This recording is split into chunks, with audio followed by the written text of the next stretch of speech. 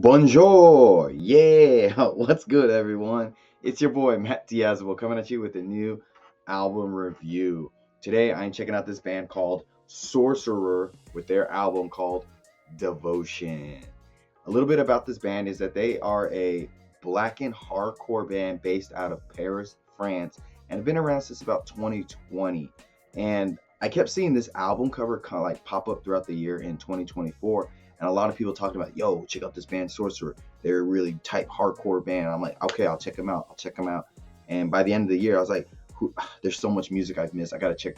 Who did I miss? And I was like, oh, that band Sorcerer, I need to check them out. And that's where we're at. And I got to say, with this album, it's a very interesting album to listen to because it takes a while to get where, not takes a while to get there. But like when you listen to this album at first, you kind of like, okay, it's pretty good. But by the end of the album, you're definitely under Sorcerer's spell because they're making some pretty unique and refreshing hardcore music here for sure. I think with this band, they've done a really good job of establishing unique atmospheres to their songs and the overall sound of this album because it's just like a slow build upon itself. And like I said, the first half of the album, it's good. It's dope. You're like, oh, this is really nice. But then like it really pushes things to a whole nother level on the second half of the album. You're just like, by the end, you're like, what did I just listen to? This is freaking amazing. By all means, the first half of the album, it's not anything bad. It's pretty solid. Like the songs, The Eternal Grief and The Arms of Mortality, they all have really good thick bass playing, some really tight drumming, some dense guitar riffs, and some really good vocals in terms of like harsh screams. There's nothing wrong with them. It's good. It's good, solid stuff. So I want to play a little clip of The Eternal Grief so you get a sense of like the good hardcore music they're making here.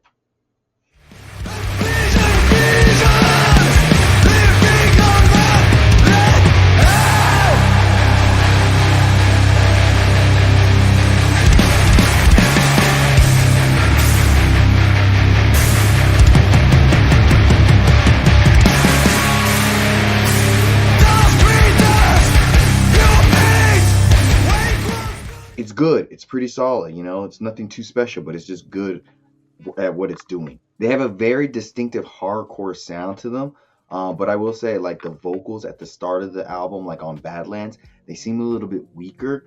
But as the album goes along, they become a little bit more melodic in their singing, and they sound really good. They do a good job of incorporating guest vocals, especially the guest vocalist from Guilt Trip. He does a really good job of injecting his style into their medieval style of hardcore music, and it just sounds really good.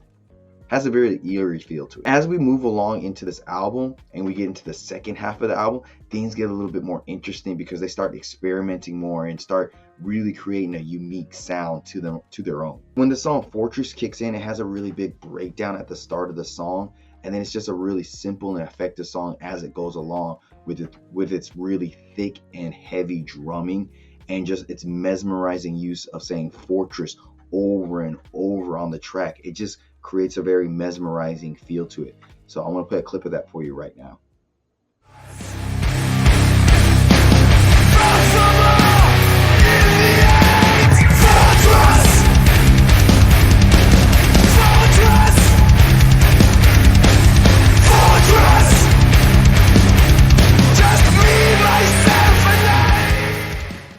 It's so dark and menacing. And they continue that evil and menacing sound with the guitars, the thick drums, and the banging bass on the song Kindness.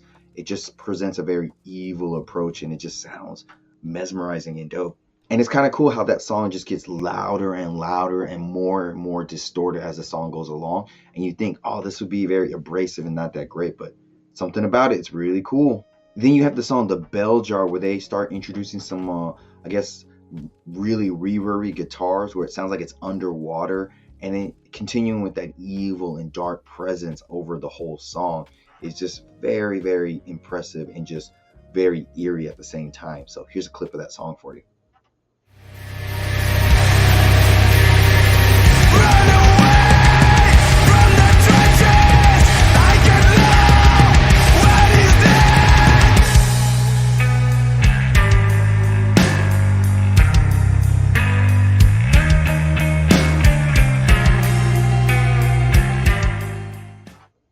such a smooth transition. Then on the final track, Someone Else's Skin, they slowed things down a little bit and, you know, have some more nuance playing here that just sounds really good. I think what makes the back end of this album sound so good is the riffs, especially when they pull them back a little bit and add some more distortion to them and like play with them in a more slower, I guess, slower way. Because when they're doing the fast, heavy hardcore stuff in the first half of the album, it sounds really cool, but you know, they get more like ghost-like, eerie, menacing as they pull back from that hardcore style and put more ambience into their music, and kind of fits the whole feel of like a medieval sound to it, and kind of represents the album cover a little bit, and just having like a weird like defeated sadness over it, but in a very cool way with those ambient style riffs.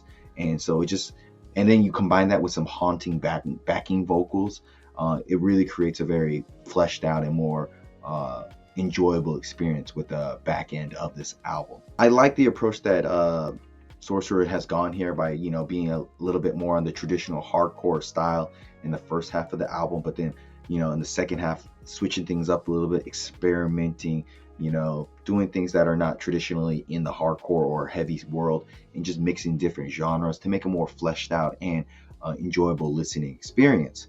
So with that being said, good production, good song structures, great mixing and layering of all the music for the most part. I would say this album Devotion, this album from Sorcerer, Devotion, is a good and solid 9 out of 10. Links down below. Tell me what you think about this album. And like always, merci, and see you in the pit.